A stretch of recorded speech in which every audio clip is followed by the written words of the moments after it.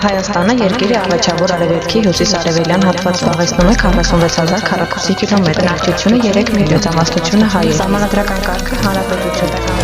Սա Հայաստանը եւ վերջ։ Կարեն Վարդանյանի հեղինակային ծրագիր։ Լրատվական ռադիոյի եթերում սա Հայաստանը եւ վերջ հաղորդաշարի հերթական թողարկումն է։ Բարև ձեզ հարգելի ռադիո լսողներ եւ ռադիոդիտողներ։ Հիշեցնեմ, որ սա Կարեն Վարդանյանի հեղինակային հաղորդումն է։ Կարեն, բարև ձեզ։ Ես երկրորդ խոսափող Գարեգին Խումարյանն եմ։ Այսօր փորձելու ենք բնորոշել մեր երկիրը ապրիլյան պատերազմի արդյունքներով։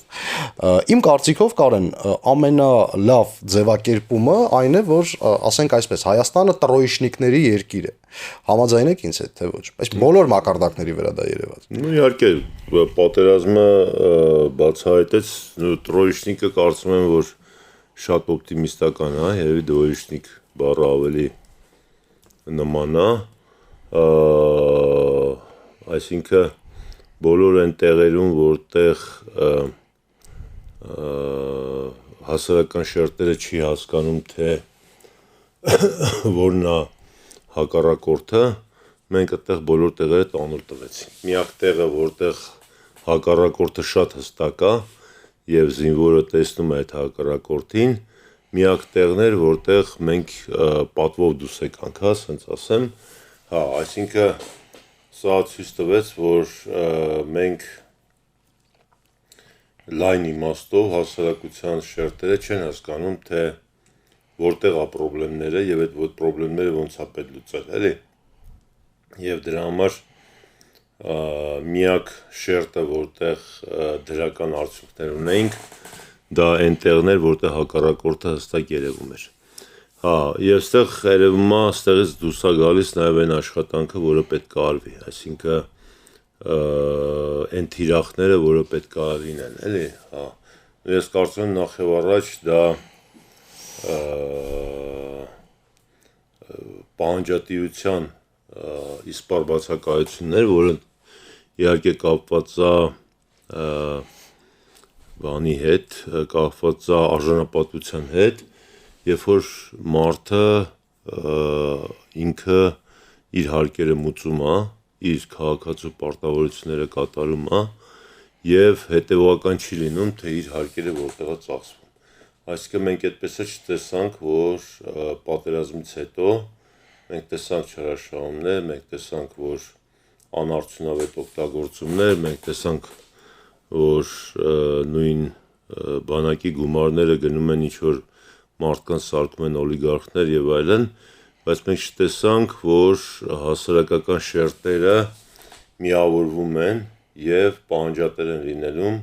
թե ուրա մեր հարկերը եւ պահանջատիրությունը կայանա նրանում, եթե ստեղծվեն մեխանիզմներ, որոնք որ հետևում են եւ որոնք որ իսկապես թույլ են տալի տեսնել բանակի ծախսերը։ Իհարկե բանակ ունի նաև գաղտնի ծախսեր, բնական է դա չի բացահայտվում, բայց դրա համար գոյություն ունի մեխանիզմներ, պարլամենտական, կառավարչական եւ այլ մեխանիզմներ, որոնք որ թույլ են տալիս այդ խնդիրները լուծել։ Ես կարծում եմ առաջնահերթ խնդիրը սա է։ Մենք արդեն մի անգամ այդպիսի պատմություն եղել է, երբ որ մենք խրամատում հաղթել ենք, իսկ քաղաքականապես պարտվել ենք։ Դա առաջի Արցախյան պատերազմն էր եւ այն ժամանակ ես հիշում եմ այդ խոսակցությունը, երբ որ նույն Ազգազյան Լեոնիդը ասում էր մենք ֆրոնտը կպահենք, դուք քաղաքական դաշտը պահեք։ Այ հետաքրքիր է գիտեք որն է, որ Լեոնիդ Ազգալձյանը հեչ տրոյշնիկ չէր, այսինքն ինքը գումարածով գերազանցիկ էր կյանքի բոլոր ասպեկտներում, թե որպես գիտնական, թե որպես հայ մարդ, թե որպես քաղաքի տղա, թե որպես հրամանատար, թե որպես տեսլական ունեցող մարդ, այսինքն գերազանցիկ, օրինակելի հայ։ Լեոնիդը զոհվեց, մեզ մոտ, ինչպես դուք եք ասում, տեղի ունեցավ բացական ընտրասերում, մենք ունեցանք այն էլիտան, որ ունեցանք։ Այնուամենայնիվ, գոնե ձեր մասով, դուք փոքրի շատ է դրական փոփոխություն չեք տեսնում։ Դրական փոփոխության նախադրյալներ եմ տեսնում, այսինքն ակտիվ հասարակություն, սփյուռքը ակտիվացել են, հասարակությունը ակտիվացել է, բայց միևնույնն է լուծումների առումով առայժմ լուծումները չեն համապատասխանում այն խնդիրներին, որոնք մեր առջև ծառացած են։ Հարցս վերաձևակերպեմ այդ դեպքում, երևի ես սխալ հարցս տվեցի, այ տեսեք, մենք եթե չեմ սխալվում, այս մասին եթերից դուրս մի անգամ խոսել ենք։ Իսրայել 73 թվական դատաստանի օրվա պատերազմ, այսպես կոչված, Յոմ Կիպուր։ Շատ նման իրավիճակ, որևէ մեկը չի հաղթում, Իսրայելը այնուամենայնիվ ավելի շահեկան վիճակում է հայտնվում, քան հակառակորդը Եգիպտոսը, բայց Իսրայելի քաղաքացիները կարողանում են ստիպել ամբողջ կառավարությանը Գոլդա Մեիրի գլխավորությամբ հրաժարական տալ։ Հիմա իրենք ինչ ունեին, որ մենք այդ դրանից չունենք, ինչի իրենք կարողացան անհաջող պատերազմից հետո, ոչ այդքան հաջող պատերազմից հետո կառավարություն ու քաղաքական էլիտա փոխել, սերնդափոխություն անել, փաստորեն Գոլդա Մեիրի գնալով փոխվեց Իսրայելի քաղաքական ընտրախավի սերունդը։ Ինչ մեխանիզմների էր տիրապետում հրեական հասարակությունը, որոնց մենք չենք տիրապետում։ Ես կարծում եմ նախ մեր հասարակությունը մինչ այժմ մեծ մասը չի գնահատում իրական վտանգները, այսինքն նույն Երևանի բնակիչները բաները, այսինքն դրանցից գուցե 10%-ն ռեալ հասկանում, որ հաջորդ հարվածը կարող է Երևանի վրա լինի։ Եվ ասենք այդ բանը ու երկրորդ խնդիրը, որ հասարակության մեծ մասը չի հասկանում, որ իր եւ օլիգարխների արժեքները նույնն են։ Եվ չի հասկանում, որ ուղղակի ընտրանք է տեղի ունենում, սելեկցիա է տեղի ունենում եւ այդ բացասական սելեկցիայի հետևանքով առաջանում են օլիգարխները։ Այսինքն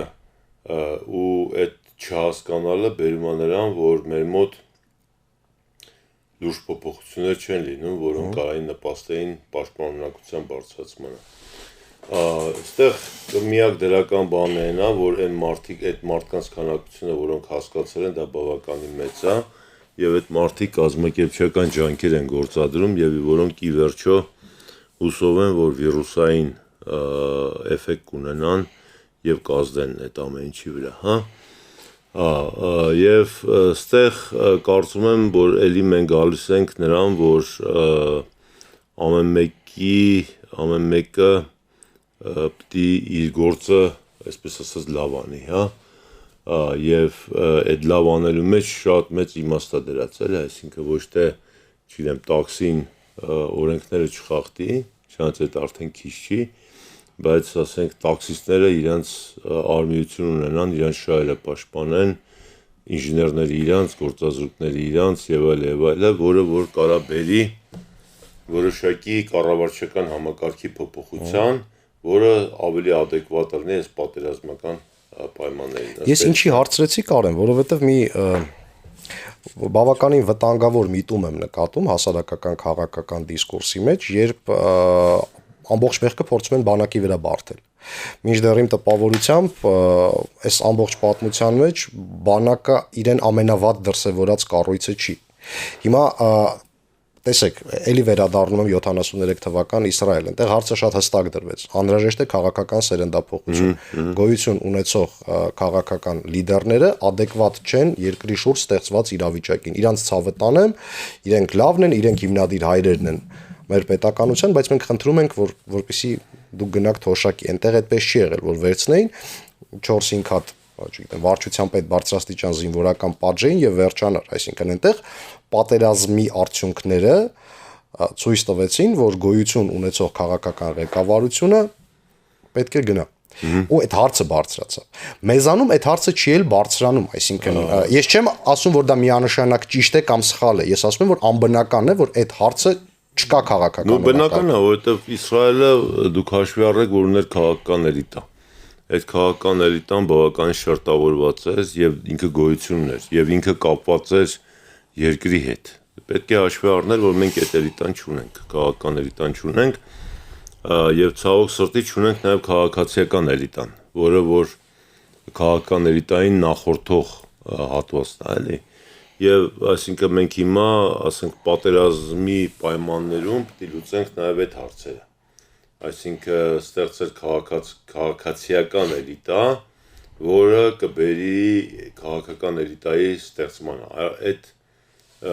խնդիրը մենք չենք կարող խուսափենք, այսինքն մենք չենք կարող խուսափենք,